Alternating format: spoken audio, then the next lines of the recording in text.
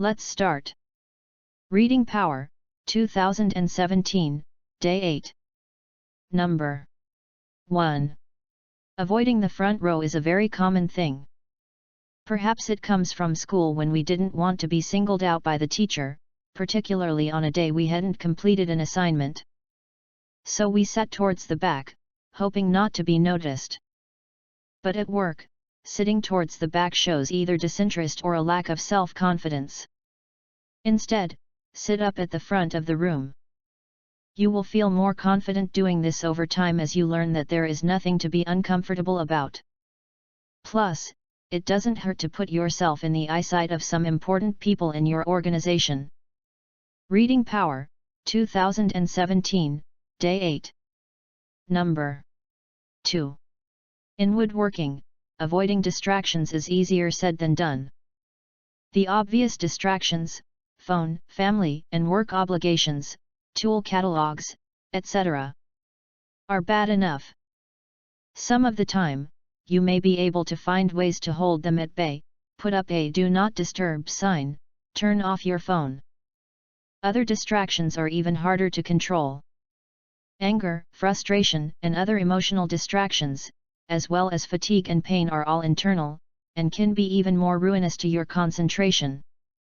If any of the above distractions is strong enough to keep you from focusing fully on your work, you're probably better off avoiding your shop. Reading Power, 2017, Day 8. Number 3. If you are experimenting, taking risks, and setting aside time for learning and inspiration, it is much more likely that the rest of your staff will, too. On the other hand, we heard from more than one person about the potential for creative leaders to overshadow and stifle the creative potential of their staff. Your role as a leader is not to generate all the ideas, but to pick up your gardening tools and tend, prune, and harvest the ideas that surface all over your institution. So model your own individual practice, but leave plenty of room for everyone else on your staff when it comes to creating together. Reading Power, 2017, Day 8. Number 4. Don't let cautions about plagiarism stop you from taking advantage of your reading. The ear you develop from reading, especially with conscious attention to writing, is worth more than 1,000 writing rules. As a writer, you are part of a community stretching back thousands of years, and what's been written before you can be thought of as a long series of experiments in writer-reader communication.